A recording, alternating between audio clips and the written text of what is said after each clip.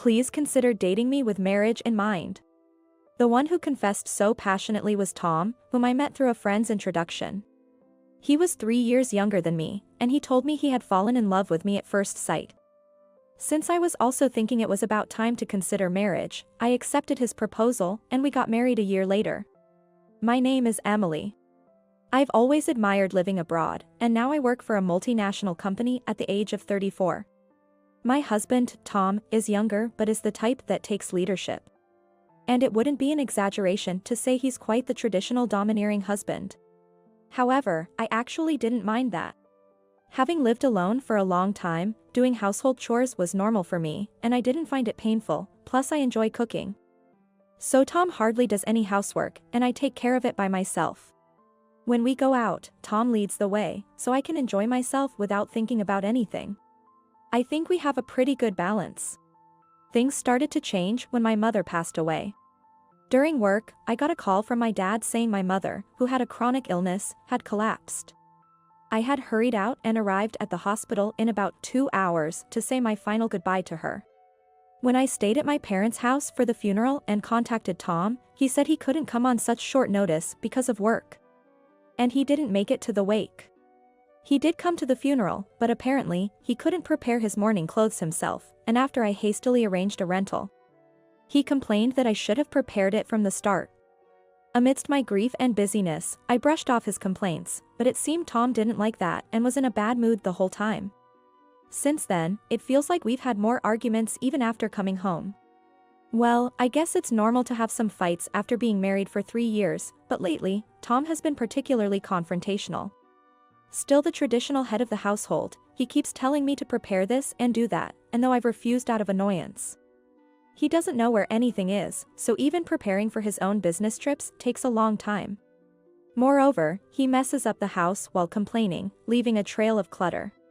Eventually, I realized it's easier for me to just do it rather than cleaning up after him, so I'm not exactly being submissive. But I've been taking care of most of the chores. The first anniversary of Mom's passing is next week, so I'm going to prepare for it. When I said that, Tom responded in an annoyed tone. Oh, I have an important meeting on that day. What should I do? Even though I had mentioned it well in advance, I don't understand why he would say such a thing. What? You mean you're not going? At that, Tom let out an exaggerated sigh. It's not like that, but it's going to be tough giving instructions to my subordinates, you know? He had been promoted recently and seemed happy to have subordinates, mentioning them to me at every opportunity. I feel like sighing myself. Anyway, please remember. I emphasized my request. And then, on the eve of the first anniversary. When I came home from work, Tom was sulking in the living room, drinking beer. Sorry, I'm late. I got caught up with overtime. He must be upset because I was late returning and dinner would be delayed. I've been waiting for over an hour, you know. Just as I thought. But it's only an hour. If he can't make anything himself, he could have bought something. I did inform him what time I would return, so he could have done something himself. Suppressing the urge to say this, I offered him the takeout I had bought. I thought it would be too late if I cooked, so I bought this instead. Then, Tom slammed his beer glass down. These again? Haven't you been cutting corners a bit too much lately? Again? The last time I bought a takeout was about half a month ago.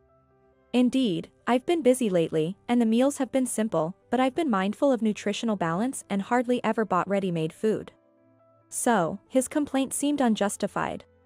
As I pondered whether to argue back, Tom, perhaps misunderstanding something, pressed further. You can't say anything because it's true, right? Take care of the household properly. Lately, you've been coming home late. Saying you have overtime. Are you having an affair or something? Tom shouted that in anger. At his words, all the frustration I had been holding back exploded. Enough is enough. If I'm coming home late, there's nothing wrong if you prepare dinner. Since you can't cook, it's okay to buy takeout or some ready-made dishes, right? I always let you know when I'll be late, and I'm even doing your share of the housework. So how can you say such things? Then, Tom glared at me. Huh? You're 3 years older than me, you know? I could have married someone in their 20s, but I chose to marry you, who's older. You should be grateful and at least do that much. Without me, who else would take you? You'd be in trouble if I left you, right? How could he say that? I was so furious that I couldn't hold back anymore. Then go ahead and marry a younger girl. When we were dating and even before we got married, I asked you if it was okay that I was older, didn't I? You said it was fine, that's why we got married. It's not like I needed you to take me, I would have been fine on my own. Tom sneered at my words. Do whatever you want. I want a divorce. With that, Tom took his beer and food and went to his room. We've had fights before, but this was something else. This is just too much hassle. For now, I decided to eat the food and calm myself down. He must have been irritated because he was hungry.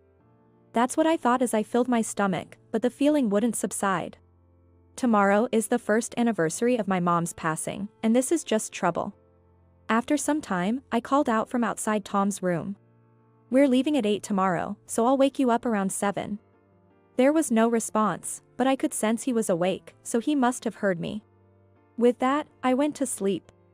The next morning, when I got up early, Tom was already gone.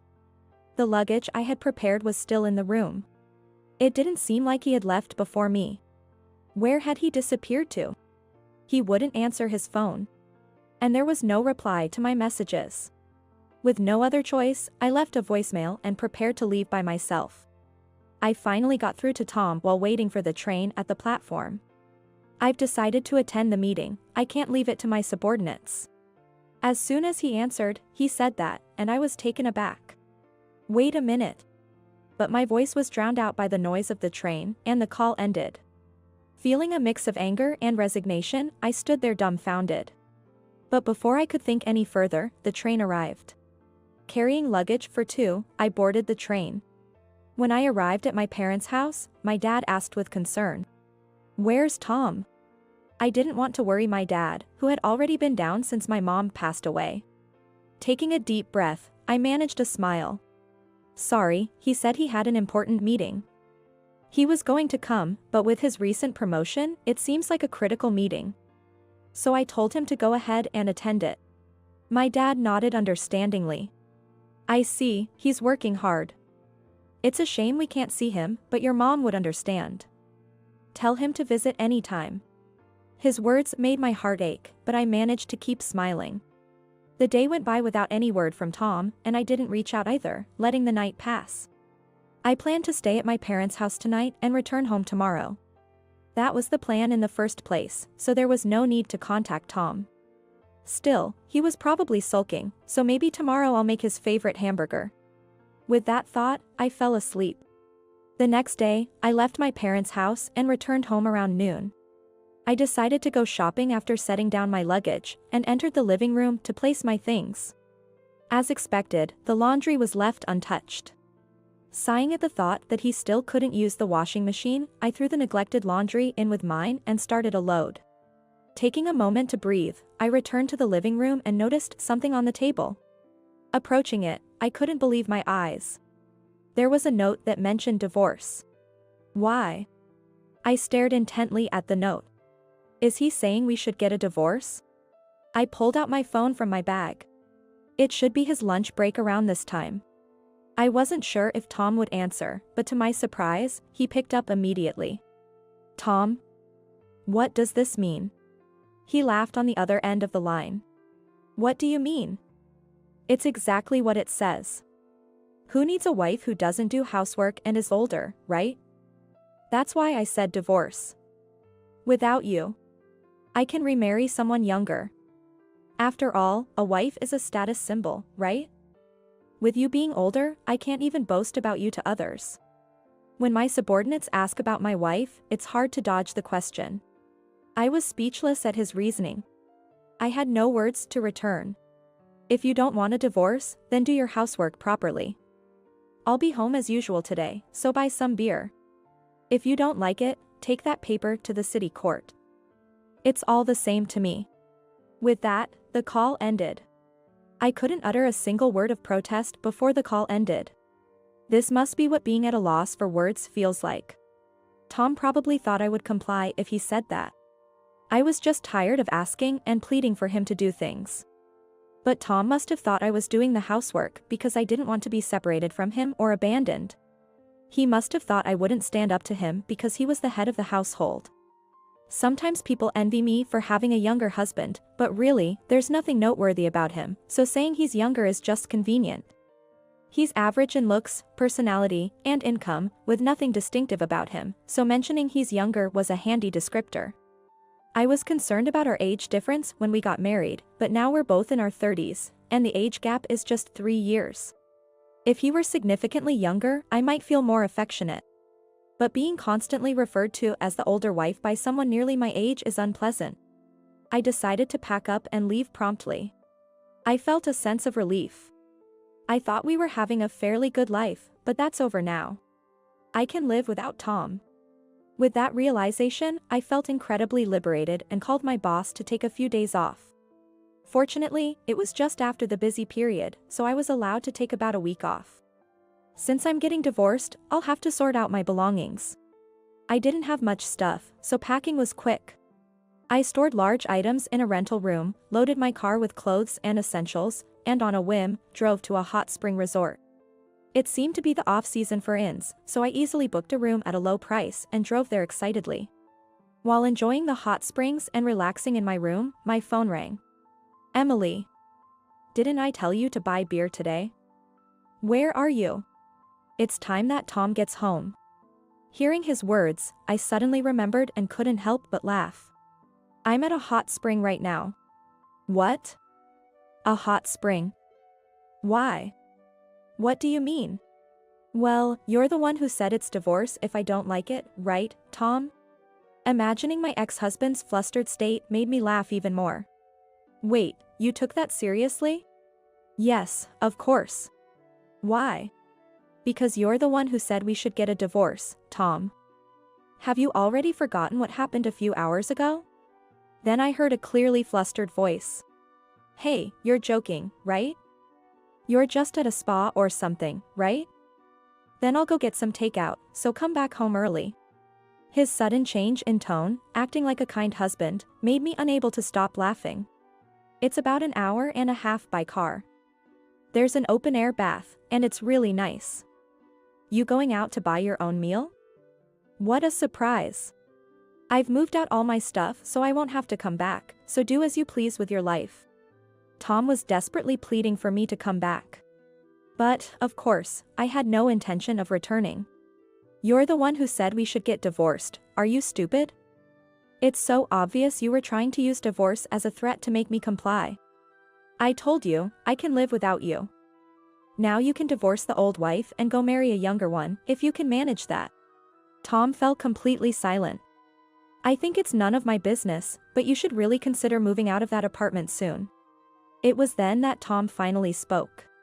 Why? His voice was almost a whisper. Because, think about your income. If you keep living there, you'll go bankrupt soon. From now on, you'll have to outsource cleaning, laundry, and cooking, or eat out, right? That will cost money, and if most of your salary goes to rent, won't you be in trouble? You used to say you were supporting me, but my salary is almost double yours. I never thought I was supporting you, but if anything, I was the one supporting. Also, you act all bossy because you got one subordinate, but did you know I have more subordinates? And even more under them?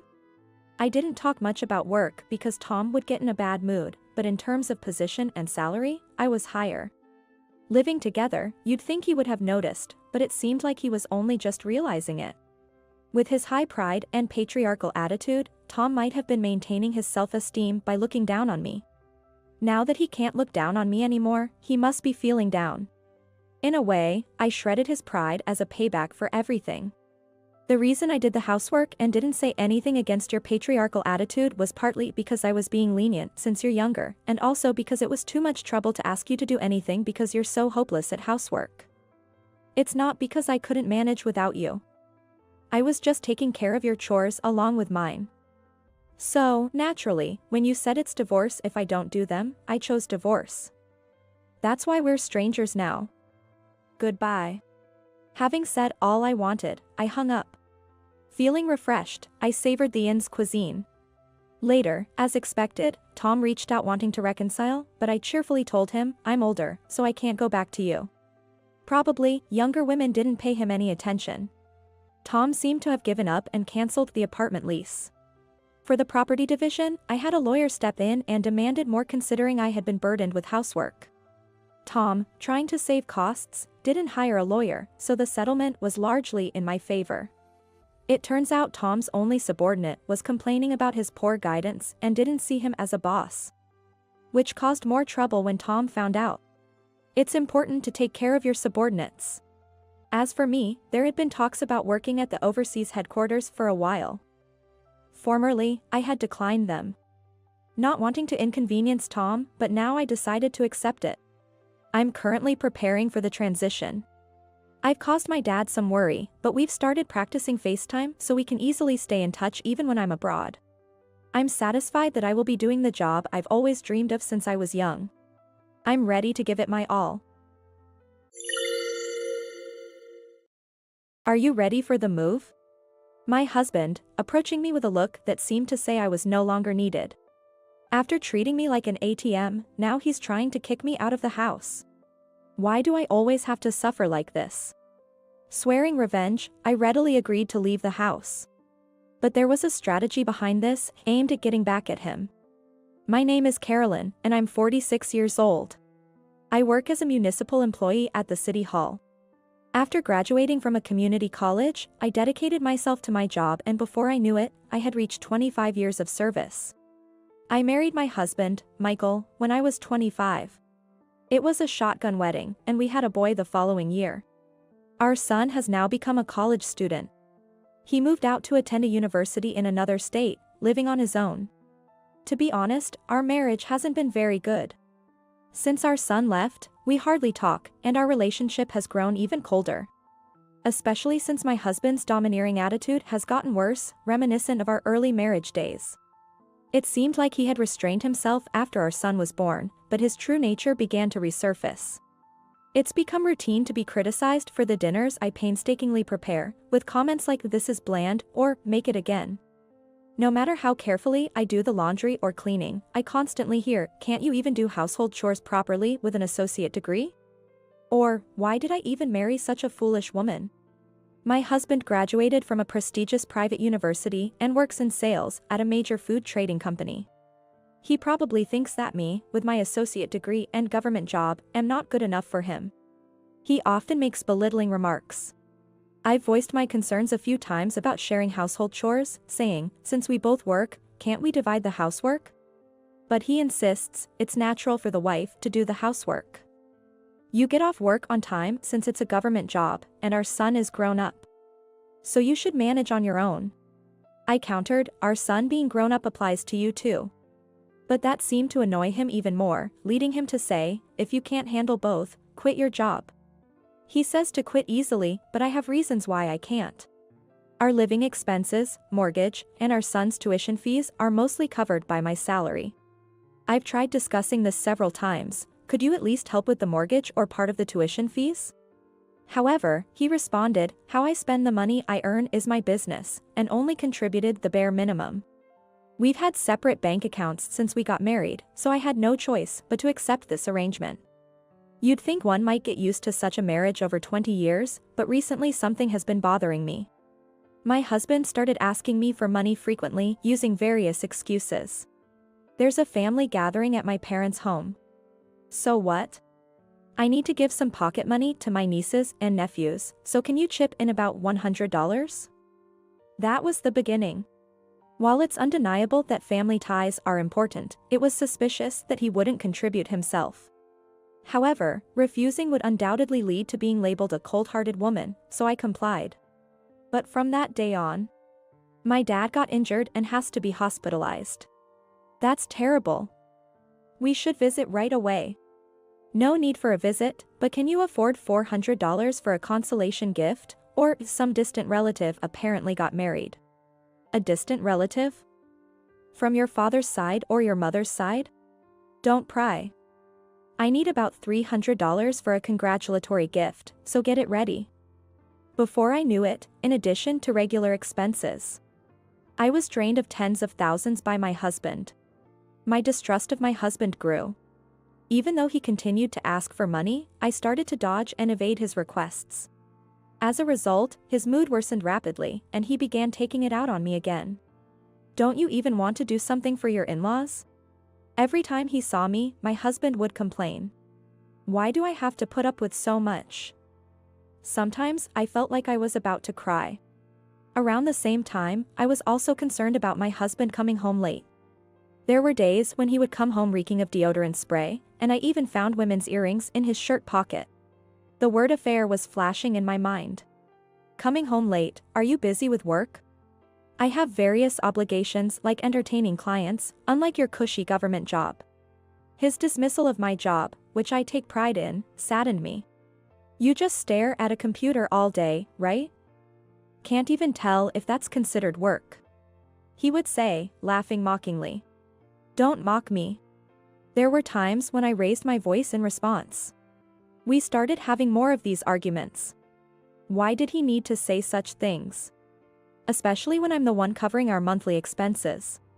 I miss the early days of our relationship. He used to be so kind. I can't even remember what drew me to him and why I married him. Then one day, my bad feeling proved to be right. On a rare occasion when my husband came home early. "You're home earlier than usual today. There's something I need to talk about." "A talk?" I asked, puzzled. Out of the blue, he said, "Get out of this house." Having suspected his infidelity, I asked, "Do you want to be with your lover?" His response, "You catch on fast," confirmed my suspicions. Women's intuition is truly frightening.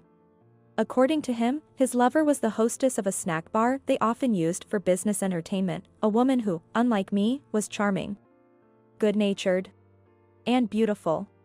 "She really understands me. Apparently, she has a child from a previous marriage, so we'll live here together," he said.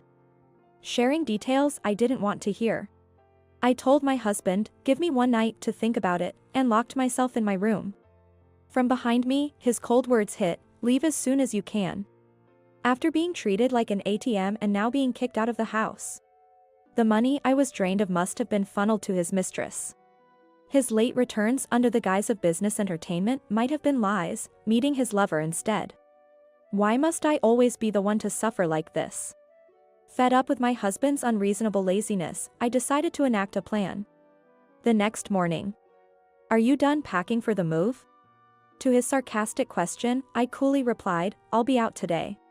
My refreshing demeanor surprised him, but he was pleased, saying, "Finally, I can escape this dreary life. It's better to have a beautiful woman in a home that's just for sleeping, even if it's plain." "You lack flair." "I'll take all my belongings with me. That's necessary. Otherwise, we can't start our new life," he said with a smug face. By we, he meant his mistress and himself. I told him as a condition for leaving the house, I want a divorce. I didn't want to end as a pitiful wife who easily acknowledged infidelity and just left. "I'll divorce this man myself." I pulled out the divorce papers I had prepared for such an occasion. Imagining a future with his mistress, my husband, without hesitation, filled in the divorce papers, saying, "Consider it done." That afternoon, I packed my belongings and left the house. "I feel liberated," my husband declared loudly enough to be heard at the entrance. His good mood and smirking were only for the moment. I submitted the divorce papers to the court, explained the situation to my colleagues, and took a few days off. Since this was all so sudden, I hadn't signed a lease for a new place yet. For the time being, I decided to stay in my son, Alex's place. My face must have looked refreshingly relieved after a long time, as my son greeted me with a relieved smile. "It's finally over, isn't it? The real challenge starts now. I'm on your side, Mom." "Thank you." The curtain rose on my revenge. A week later, a familiar number called. No doubt about it. It was my husband. Or rather, my ex-husband now. I initially ignored the calls, but they were so persistent that I had no choice but to answer. After taking a moment, I answered the phone only to hear my ex-husband, livid, ranting, "Hey. What do you think you're doing? Today was the end of the month. The day when various payments were due. What are you talking about? This month's payments. What do you mean? We're divorced, aren't we? Why would I have any obligation to pay? What? Indeed, there's no surprise in my ex-husband's outburst. This month, neither living expenses nor the mortgage had been paid from my salary. And the amount would be shocking. Our apartment was in an upscale residential area. Just the mortgage could cost thousands of dollars. How am I supposed to handle this amount? Your salary was. His voice trailed off in astonishment. I decided to explain everything from scratch. We were like separated within the house, so I didn't feel the need to explain. But I was promoted to a department head after being recognized for my achievements. Department head, not section chief. Since when? I think it was the year Alex entered high school. My salary is probably more than double yours. What? My ex-husband couldn't hide his shock at each revelation. I kept this a secret too, but I've been investing for educational funds since Alex was born. The assets are now worth hundreds of thousands. Having separate bank accounts from the beginning really helped. It saved me from you knowing about the money movements. Can't be. I continued calmly. I had thought about divorcing earlier, but I figured there was no point for him in giving up a convenient ATM. So I led my ex-husband to agree to the divorce willingly. I had played the part of a dutiful, obedient wife on purpose, giving him money to lead him on. I had told my son about the planned divorce well in advance and encouraged him to attend a university far away from home. All of this was part of the plan. After I explained everything, my ex-husband fell silent, unable to say anything. How does it feel to be countered by a wife you look down upon for being a community college graduate and working an easy government job? He probably never expected me to have such clarity. He seemed unable to retort. It's strange that he never questioned how we managed to live a middle-class lifestyle or better. Naturally, we are divorced now, so I have no obligation to make any payments, including for this month and henceforth. If you want, that apartment is in your name, isn't it? Shouldn't you be the one to pay the mortgage? Where are you now? Huh? I'm coming to pick you up, so tell me where you are, my ex-husband managed to say after a struggle.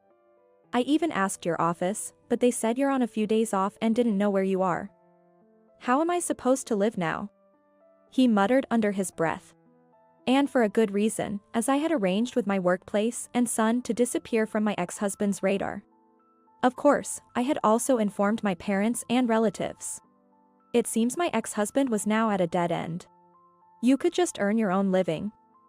Though, with your debts, you won't be able to live as lavishly as before, I said coldly. And I could hear him gasp. How did you know? A private investigator can find out easily. Apparently, my ex-husband had been squandering most of his salary on gambling. He was in debt, and I had been covering the repayments with the living expenses I paid every month. You're foolish to even lavish gifts on your mistress. I'll return the words you once said to me. How could I have married such a fool? My relentless counterattack left my ex-husband speechless again. After a long silence, I was wrong, can't you come back? He suddenly asked in a soft voice. I was wrong about everything. I want to apologize, so please give me your address. I want to apologize in person, he lied. Trying to smooth things over. Since he still hadn't learned his lesson, I decided to reveal 2 more truths to my ex-husband. By the way, have you checked the mailbox? What's this all of a sudden? You haven't seen it yet, have you? There should be a bill for alimony. My ex-husband might not realize, but I never mentioned anything about an amicable divorce. Naturally, I have the right to demand alimony from him. There's one more thing. Is there still something else? Haven't you received a notice from his university? What notice? About the tuition fee withdrawal. What?